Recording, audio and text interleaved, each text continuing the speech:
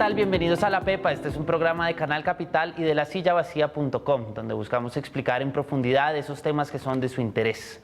Colombia es un país donde se presentan muchos proyectos de ley y se cree que detrás de estos habrá soluciones contundentes a los múltiples problemas que tenemos. Por otro lado, es un país donde se ven muchas formas de justicia por mano propia, que han llevado a casos extremos como los que se han visto históricamente con el paramilitarismo o las guerrillas. En el Congreso, una institución que según la última encuesta Gallup tiene un 79% de imagen desfavorable, se presentan leyes que no necesariamente tienen efecto práctico y se convierten en un trámite político, burocrático y que muchos han calificado de inútil. A pesar de que Colombia es una democracia estable, la aplicación de las leyes y la justicia no es algo por lo que haya que celebrar. Y para entender el alcance de este fenómeno, la utilidad de las leyes, el impacto que tiene el comportamiento en las instituciones, tanto de las personas como del Estado, invitamos a dos expertos en el tema. Ellos son Mónica Pachón, ella es decana de Ciencia Política, Gobierno y Relaciones Internacionales de la Universidad del Rosario, tiene un doctorado en Ciencia Política y una maestría en Estudios Latinoamericanos y es politóloga de profesión. Bienvenida. Muchas gracias, Eduardo.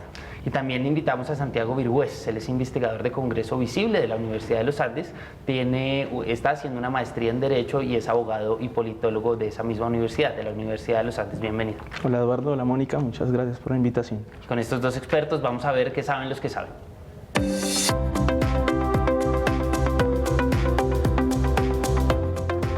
Santiago, preparando el programa estábamos discutiendo muchos temas y pensábamos que en el país se siente que hay una excesiva producción de leyes, que hay una inflación, si se quiere, legislativa. ¿Usted cómo ha visto este tema de una aparente inflación legislativa? ¿Usted cree que eso es así? Bueno, yo creo que lo primero que uno tendría que identificar es contra qué comparamos esta hiperinflación. Es decir, hay que tener un comparativo para saber si en el mundo Colombia está implementando una gran cantidad de leyes que no responden a dinámicas sociales y si realmente estas no tienen ningún tipo de utilidad. Yo pensaría que no, que realmente en Colombia no hay una hiperregulación. Sí hay una producción normativa amplia, todos los días vemos en noticias, en debates de Congreso, que están produciendo, digamos, tipo de normas que responden primero a las coyunturas, pero también detrás están todos los debates que responden a problemáticas constantes en diversas áreas, digamos, de la sociedad, del derecho, etcétera. Entonces, siento que la labor que está haciendo el Congreso no es una hiperregulación, sino simplemente está haciendo su labor, para eso está, y para normativizar, digamos, una serie de problemáticas que se encuentran. Mónica, ¿usted cómo ve la producción legislativa en las últimas décadas? ¿Cree que hay una cosa así como hiperinflación, si se está respondiendo a las necesidades? Yo creo que estoy de acuerdo con la posición de Santiago, pero difiero en varios puntos. Uno de ellos es que la producción legislativa en Colombia es eminentemente individual. Los legisladores, a pesar de tener la posibilidad de trabajar en equipo y de trabajar en grupo, en bancadas, en partidos, no tienen los incentivos para hacerlo.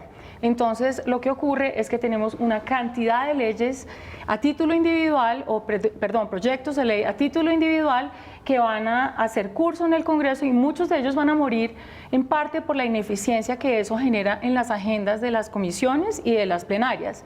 Si yo tengo 1000 proyectos de ley que queremos discutir y cada uno es más importante porque cada uno es de un individuo, pues entonces lo que va a pasar es que vamos a tener un trabajo legislativo ineficiente.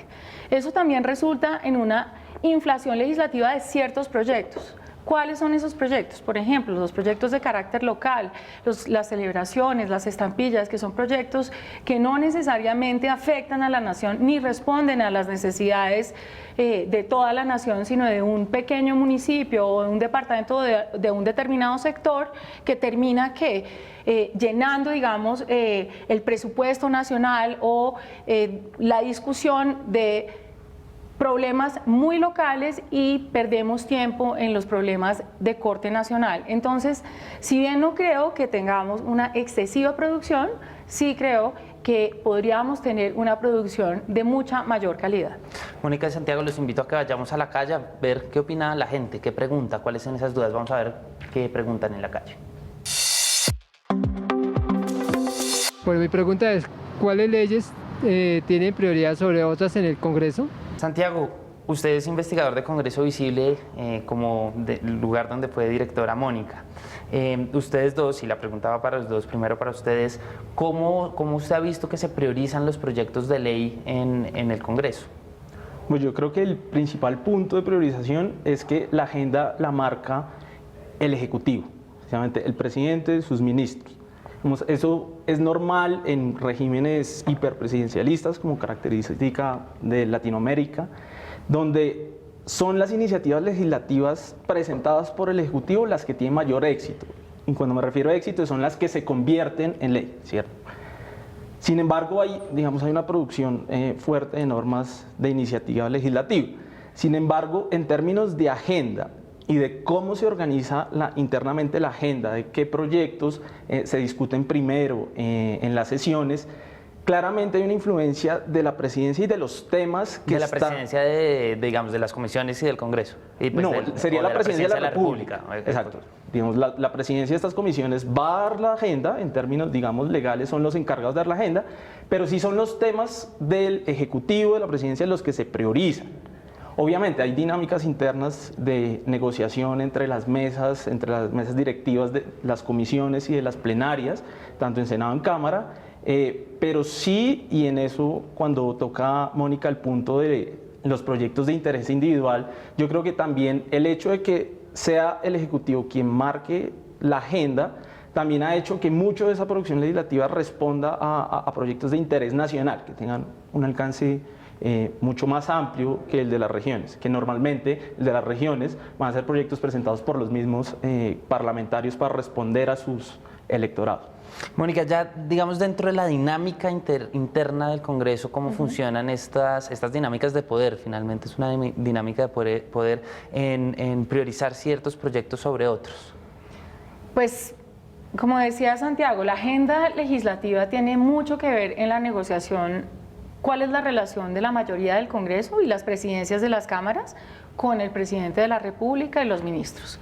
En general, digamos, el presidente va a tener una posibilidad constitucional de establecer llamados de urgencia o mensajes de urgencia para que solo se discuta un proyecto de ley del presidente. El presidente tiene la capacidad de bloquear la agenda legislativa en cualquier caso, pero realmente los legisladores ahí son muy poderosos y el presidente debe tener mucho cuidado de establecer prioridad cuando no ha establecido consenso. ¿Por qué? Porque puede pasarle lo que le pasa al gobierno actual, de no formar mayorías, de no establecer los quórums necesarios para aprobar las leyes y hacer, digamos, el oso en frente del público, porque realmente, a pesar de tener una mayoría del 70%, logra muy poquito en términos de pasar efectivamente las leyes y utilizar el tiempo legislativo de la forma adecuada. Ya en la introducción al programa hablábamos de esa percepción de que lo que hace el gobierno el Congreso, no está bien. El gobierno también tiene una imagen bastante desfavorable, pero el Congreso en este caso. Y eso viene de la mano de una percepción de que el trabajo que están haciendo, de las leyes que salen ahí o los proyectos que se presentan ahí son cosas inútiles, que la gente va a calentar puesto y a no hacer nada. ¿Uno cómo mediría esa idea de inutilidad o utilidad de lo que están haciendo los parlamentarios hoy en Colombia?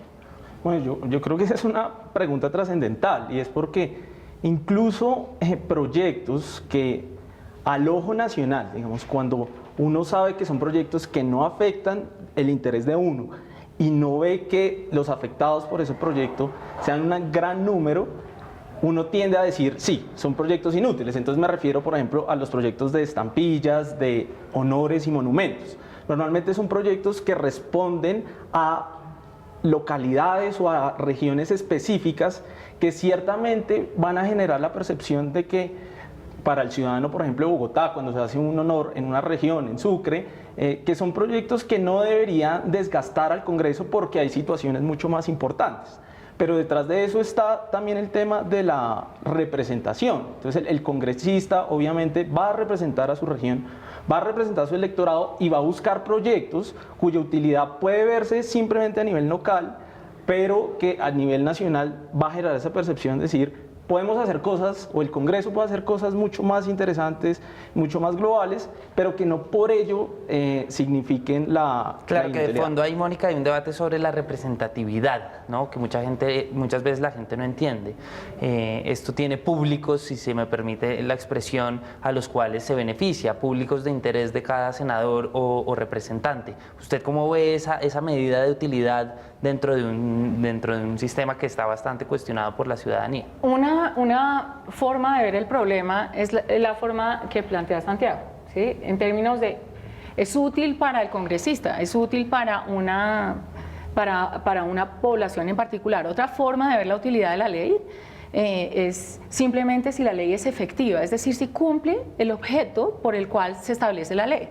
Supongamos en la ley penal, que es una discusión eterna entre los legisladores que apelan, digamos, a la necesidad de la venganza de los seres humanos, buscando incrementar penas en circunstancias en donde la gente está brava, está dolida por alguna circunstancia, y creer que esa ley, por ejemplo, es útil para combatir ese crimen. Entonces uno podría, por un lado, mirar la utilidad desde la perspectiva de la representación, pero también podríamos ver la utilidad de ciertas leyes que prometen a la ciudadanía resolver unos problemas que no van a resolver. Claro, ¿cuál es ese indicador al final de buen rendimiento según usted, Santiago? Digamos, yo no vería como el del rendimiento, verlo desde la eficacia. Digamos, la eficacia podría ser un medidor, a mí no me parece muy bueno, de si el rendimiento del congresista y el rendimiento de la norma que expide el Congreso es eficaz. No, puede ser un indicador de cómo las instituciones que están encargadas de hacer cumplir la ley, desde jueces, policías, están actuando, pero no de cómo se está comportando el Congreso. Yo diría que al Congreso hay que medirlo no solo por el número de iniciativas que presenta, sino hay otras funciones que desarrolla el Congreso y por la cual podemos ver el rendimiento de los congresistas, por ejemplo. Claro, pero digamos, uno sí ve cuando los parlamentarios muestran su hoja de vida, si se quiere, o sus rendiciones de cuentas, dicen yo participé en tantos proyectos de ley, yo hice tantas cosas. ¿Sí es dentro de eso una forma de ver que están trabajando o no, Mónica? Pues yo pienso que sí, digamos, el congresista está llamado a legislar, ese es su rol principal, obviamente tiene que hacer control político, tiene que representar a sus regiones, hablar con los políticos locales, entender las necesidades de las regiones, pero legislar claramente es una de esas labores importantes y de nuevo yo creo que uno puede decir que efectivamente si uno trae recursos a su región y cambia las circunstancias de esa región, está haciendo algo bien. Pero hay otra perspectiva desde la política pública, digamos, del análisis de la política pública o de la ley, en donde sí efectivamente podríamos decir, bueno, incrementar una pena, que es una ley que tiene ejecución inmediata y que no media, digamos, otra autoridad para hacer eso. ¿Eso efectivamente cambia las circunstancias de las personas? Claro, ¿Esto efectivamente va a modificar la realidad? Entremos a ese debate y tengo de una mis vez. dudas. Digamos, entremos a ese debate y con ejemplos concretos. Por ejemplo, uno ve que hay leyes sobre población LGBTI o sobre cosas legales que no necesariamente cambian culturalmente la percepción. ¿Usted cómo ve ese cambio digamos, el papel a el cambio cultural? Yo creo que en eso, digamos, las investigaciones han sido claras de la relación entre leyes y cambio social, cambio cultural, y el efecto que producen estas normas puede ser no, digamos, pragmático, no se puede ver en la realidad, pero sí genera un efecto simbólico.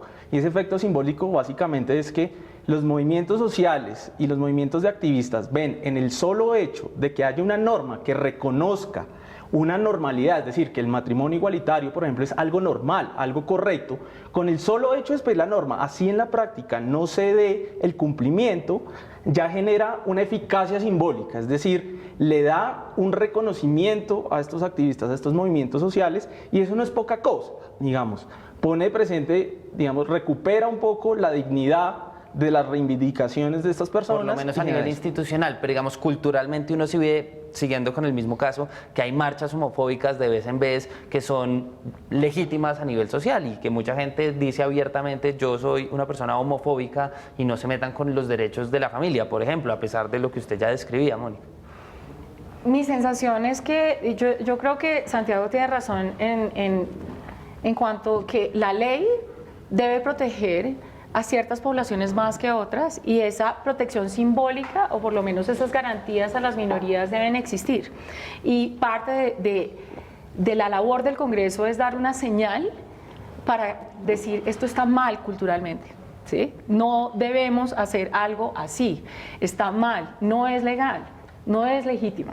Entonces, de alguna forma creo que efectivamente hay una utilidad y hay un cambio cultural. En este caso de minorías es evidente, pero hay otros lugares en donde la ley puede llegar a entrar a ámbitos donde no puede monitorear, es decir, regular actividades en donde efectivamente el Estado no puede entrar. Y cuando el Estado... ¿Cómo cuáles? No sé, hay muchas críticas sobre... El nuevo Código de Policía, por ejemplo, que pretende regular... muchas críticas al Código de Policía en donde la misma población reacciona negativamente frente a cierto tipo de sanciones que uno dice, bueno, entonces ahora el policía se va a poner sanciones en el... ¿A cuántas personas se haga en la calle o sí, a no, cuánta en el persona parque ponga multa? porque, digamos, me parece que genera una sensación extraña un poco la regulación de Uber, o la no regulación de Uber y la existencia de policías en cada esquina parando carros, cuando la sensación de la población es están matando personas, hay robos, y hay muchos problemas y ustedes están priorizando esto que es mucho más fácil y que puede generarles una coima o una renta potencial. Entonces creo que a veces cuando hay excesiva regulación o hay ausencia de la regulación, digamos, el Estado o el sentido de la ley se empieza a perder. Claro, ¿usted cómo ve, digamos, esa excesividad en la regulación en Colombia? ¿Somos un Estado, un país donde hay excesivo control sobre el comportamiento o no necesariamente? No, yo no creo, eso lo decíamos al comienzo, no creo que haya una excesiva regulación, que cada aspecto de los comportamientos individual esté regulado. Digamos, el Código de Policía sí, obviamente hay normas que salen en los medios muy sonadas por ejemplo, el tema de no consumir alimentos en transporte público, que parecieran normas que intentan regular hasta la última acción del individuo, pero yo creo que son excepcionales. Si uno se pone a ver las normas que expide el Congreso, la mayoría no están encaminadas a regular esa conducta del día a día del ciudadano. Obviamente un Código de Policía va a responder a estos problemas, pero no es la regla, digamos, común en lo que expide el Congreso. ¿Cuál debería ser ese límite, Mónica? Pero, digamos, Santiago, el Código de Policía afecta la cotidianidad de las personas. La mayoría de las leyes no. Claro, que es un punto muy interesante porque sí, perdón. No, que es muy interesante ver cómo en ese caso que afecta a la cotidianidad y la mayoría no, pues efectivamente la gente se ve sorprendida contra una realidad que normalmente no está ahí.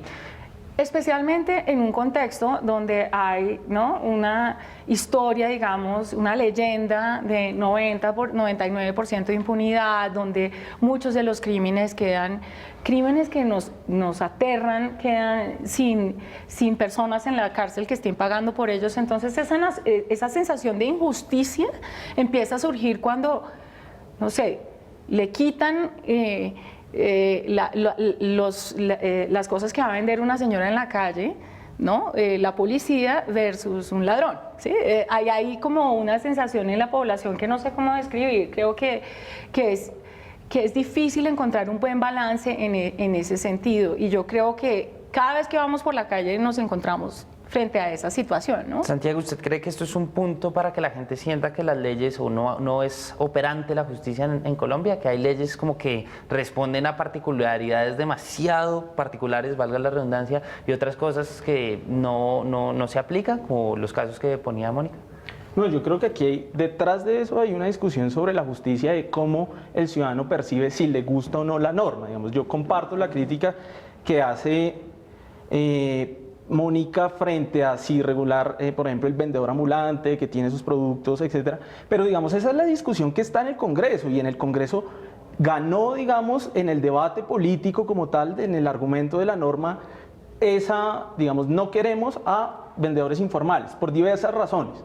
Entonces yo creo que uno no podría decir que hay una desconfianza simplemente porque el Congreso no hace lo suyo, simplemente es que no nos gustan las normas que están sacando, y está bien, digamos, uno puede hacer una crítica normativa en el sentido de esa norma no debería ser, pero por eso uno no podría decir que el Congreso expida normas como las del Código de Policía que nos molestan, no podría ser un indicador para decir el Congreso no está haciendo su labor. Yo pienso ahí que hay que tener cuidado con lo que estás diciendo, porque creo que la ley automáticamente no implica implementación. Yo creo que en muchas ciudades del país la implementación del Código de Policía es completamente distinto y sería muy bonito ver un experimento, hacer un experimento No, sobre... ya lo veíamos, por ejemplo, en el Carnaval de Barranquilla, esta norma que decía que la gente no puede tomar en la calle, pues no se cumplió, pues porque es luchar contra la idea, pues contra la costumbre. Y yo creo que hay muchas normas que en muchos lugares no se van a cumplir. Y Peñalosa, digamos, como vivimos en Bogotá, tenemos una experiencia distinta a las que viven en Cali, a los que viven en Quito, a los que viven en Cartagena. Yo creo que ahí ese es el problema, de alguna forma. Es una ley nacional, pero que tiene una implementación local, y que al uno llegar a un territorio u otro y tener diferentes implementaciones de la misma ley en el mismo territorio, genera inseguridad. Que también habla mucho, Santiago, de ese centralismo que puede estar, ya lo hablamos, de esa tensión entre la representatividad muy local y una cosa nacional que pretende regularlo todo, ¿no? Sí, claramente el Congreso tiene una agenda que responde más a coyunturas nacionales. Sí hay proyectos regionales, como mencionábamos, pero la agenda normalmente es nacional, y con el Código de Policía creo que es un ejemplo claro. Señora Mónica, obviamente esto se pensó que expedir un código de policía era suficiente, pero empezaron a ver que hay códigos de policía en los municipios, en las regiones, que ni siquiera respondían a este código de policía expedido desde Bogotá. Entonces estoy de acuerdo que sí hay una despreocupación por conectar la normatividad de las regiones y ver en efecto cómo estas normas funcionan en las regiones, pero detrás está la idea clara, que es: nosotros hacemos esta norma y así queremos que se aplique sin importar las condiciones que hayan en las regiones. Es lo que queremos que se cumpla en todo el país. Santiago y Mónica, los invito entonces a que vayamos a la pepa de este asunto.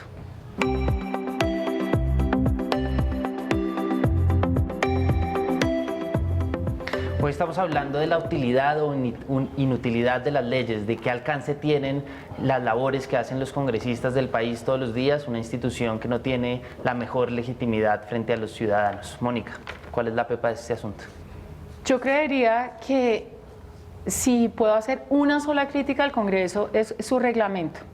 El reglamento, que es la ley segunda de 1992, es una ley obsoleta que hace que el proceso de la ley sea muy oscuro, poco transparente, que los ciudadanos no pueden ver cuáles son esos intereses, quiénes enmiendan la ley, quiénes hacen ciertas cosas que al final se vuelven noticia. Esas comisiones de conciliación que tanto hemos sufrido durante tantos años, ¿cómo es posible que todavía no tengamos actas de las comisiones de conciliación? Creo que parte de la legitimidad de una organización tiene que ver con la transparencia de los procesos. Hacer la ley no es un proceso bonito, pero deberíamos poder y estar en la capacidad, todos los colombianos, de conocer cómo se hace verdaderamente, quiénes enmiendan los proyectos de ley y quiénes terminan legislando, porque hemos visto muchas filmaciones de lobistas que entran y salen de oficinas de secretarios de las comisiones haciendo lo que no deben hacer, y es faltarle al país y a la seriedad con que debemos tomar algo como es nuestra normatividad jurídica. Santiago, la pepa, en un minuto. Yo simplemente agregaría ese tema, es también el acceso a la información ciudadana, no solo al proceso, sino a lo que hay. ¿Qué normas hay? Digamos, el problema con estas leyes inútiles es que hoy día no sabemos qué normas cambiaron, qué normas derogaron otras, qué sentencias judiciales han acabado o modificado el sentido de una norma. Entonces, el Congreso ha relegado ese proceso de sistematización de su actuar, de sus actas, a organizaciones de la sociedad civil. Digamos, en el Ministerio de Justicia también ha hecho intentos por sistematizar esta información, pero con el simple hecho de organizar, saber qué leyes tenemos, qué leyes están funcionando y en qué estamos parados hoy día normativamente, ya sería un gran paso para mejorar los procesos de veeduría ciudadana. Santiago y Mónica, muchas gracias por haber aceptado la invitación a este programa, y a todos ustedes recuerden que La Pepa es un espacio en alianza de Canal Capital y de lasillavacía.com. Si tienen algún tema que quiere que tratemos acá con dos expertos como los de hoy, escríbanos a nuestras cuentas, a @lapepa_oficial, @lasillavacía o @Canal Capital. Este programa queda tanto en la página del canal como en la página de lasillavacía.com para que lo puedan ver y compartir. Hasta la próxima.